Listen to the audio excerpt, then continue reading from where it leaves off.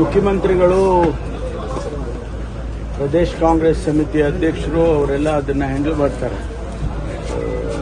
ಇಂಥದ್ದು ಯಾವುದೇ ಸಮಸ್ಯೆ ಯಾವುದೂ ಕೂಡ ಇಲ್ಲ. ಅವರು ಹ್ಯಾಂಡಲ್ ಮಾಡ್ತಾರೆ. ಮುಖ್ಯಮಂತ್ರಿಗಳು ಈಗಾಗಲೇ ಅವ್ರನ್ನ ಭೇಟಿ ಮಾಡಿದ್ದಾರೆ ಮತ್ತು ಪಕ್ಷದ ಅಧ್ಯಕ್ಷರು ಕೂಡ ನೂತನವಾಗಿ ಬಂದಿರತಕ್ಕಂಥ ಅಧ್ಯಕ್ಷರು ಅವರು ಕೂಡ ಹ್ಯಾಂಡಲ್ ಮಾಡ್ತಾರೆ. ತಕ್ಷಣಕ್ಕೆ ಇಷ್ಟೊಂದೆಲ್ಲ ಬೆಳವಣಿಗೆಗಳಾಗ್ತಾ ಇರೋದು ಬಿಜೆಪಿ ಅವರಿಗೆ ವಿಪಕ್ಷಗಳಿಗೆ ಆಹಾರ ಆಗ್ತಿದೆ. ಇದರಲ್ಲಿ ಪೊಲಿಟಿಕ್ಸ್ ಅಲ್ಲಿ ಇದೆಲ್ಲ ಸ್ವಾಭಾವಿಕವಾಗಿ ನಡೀತಾ ಇರುತ್ತೆ. ಆದರೆ ಇದನ್ನ ಸಾಲ್ವ್ ಮಾಡ್ಕೊಂಡು ಮುಂದೆ ಹೋಗೋದು ಅಷ್ಟೇ ನಮ್ಮ ಕೆಲಸ. ಏನು ಒಂದು ಒಳ್ಳೆಯ ಆಡಳಿತವನ್ನು ಕೊಡಬೇಕು ಅಂತ ಹೇಳಿ ಮುಖ್ಯಮಂತ್ರಿಗಳು ಈಗಾಗಲೇ ಹೇಳಿದ್ದಾರೆ. ಅದರ ಪ್ರಕಾರ ಮುಂದಕ್ಕೆ ಹೋಗ್ತೀವಿ ನಾವು. ಮುಖ್ಯಮಂತ್ರಿಗಳು ಮನವೊಲಿಸೋದಕ್ಕೆ ಪ್ರಯತ್ನ ಪಟ್ಟಿದ್ದಾರೆ ಸರ್, ಆದರೆ ಅದು ಆಗಿಲ್ಲ ನಿನ್ನೆ ಭೇಟಿ ಮಾಡಿದ್ದಾರೆ ಅಂತ ಹೇಳಿ ಗೊತ್ತಾಯ್ತು. ಒಂದ್ಸರಿ ಭೇಟಿ ಮಾಡ್ತಾರೆ. ಮುನಿಯಪ್ಪನವ್ರದ್ದೇನು ಸಮಸ್ಯೆ ಇಲ್ಲ.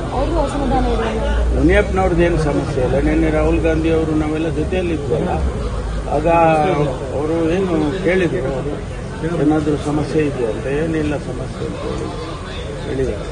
ಸರ್, ತಾವು ಡಿಸಿಎಂ ಆಗಿ ಅಧಿಕಾರ ವಹಿಸ್ಕೊಂಡಿದ್ದೀರಿ. ತಮ್ಮ ವಿಷನ್ಸ್ ಬಗ್ಗೆ ನಾನೊಂದು ಪತ್ರಿಕಾಗೋಷ್ಠಿಯನ್ನು ಕರೆದು ಅನೇಕ ವಿಚಾರಗಳನ್ನು ಶೇರ್ ಮಾಡ್ಕೊಳ್ತೀನಿ. ನಿನ್ನೆ ತಾನೇ ಒಂದು ಸಭೆಯನ್ನು ಮಾಡಿದೆ. ಒಂದು 2-3 ಗಂಟೆ ನಮ್ಮ ಇಲಾಖೆ, ಕಂದಾಯ ಇಲಾಖೆ ಅಧಿಕಾರಿಗಳನ್ನು ಕರೆದು ಮಾತಾಡಿದ್ದೀವಿ. ನಿರ್ದಿಷ್ಟವಾಗಿರ್ತಕ್ಕಂಥ ನಮ್ಮ ಫ್ಯೂಚರಿಸ್ಟಿಕ್ ಇದು ಏನಿದೆ ಅನ್ನೋದ್ರ ಬಗ್ಗೆ ಮಾತಾಡ್ತಿದ್ವಿ. ನಮ್ಮ ಉದ್ದೇಶಗಳೇನಿದ್ದಾವೆ, ನಾವು ಒಂದು ಟೈಮ್ ಫ್ರೇಮ್ನಲ್ಲಿ ಏನೆಲ್ಲ ಮಾಡ್ಬೋದು ಅಂತ. ಇರ್ತಕ್ಕಂಥ ಸಮಯ ಭಾಳ ಕಡಿಮೆ ಇದೆ. 2 ವರ್ಷ ಭಾಳ ಕಡಿಮೆ ಸಮಯ ಇದೆ. ಅದರಲ್ಲಿ ಏನೆಲ್ಲ ಮಾಡಬೇಕು ರಾಜ್ಯದ ಜನತೆಗೆ ಕಂದಾಯ ಇಲಾಖೆಯಲ್ಲಿ ಅನ್ನೋದು ಈಗಾಗಲೇ ಮಾನ್ಯ ಕೃಷ್ಣ ಬೈರೇಗೌಡರು ಒಂದು ಒಳ್ಳೆಯ ಕೆಲಸವನ್ನು ಮಾಡಿದ್ದಾರೆ. ಭಾಳ ಅನೇಕ ಬದಲಾವಣೆಗಳನ್ನು ತಂದಿದ್ದಾರೆ. ಹೊಸ ಕಾನೂನುಗಳನ್ನು, ನಿಯಮಗಳನ್ನು ಎಲ್ಲ ಮಾಡಿದ್ದಾರೆ. ಇಡೀ ದೇಶದಲ್ಲಿ ಕೆಲವೆಲ್ಲ ಪ್ರಥಮ ಬಾರಿಗೆ ಮಾಡಿರ್ತಕ್ಕಂಥದ್ದೆಲ್ಲ ಅವ್ರು ಮಾಡಿ ಹೋಗಿದ್ದಾರೆ.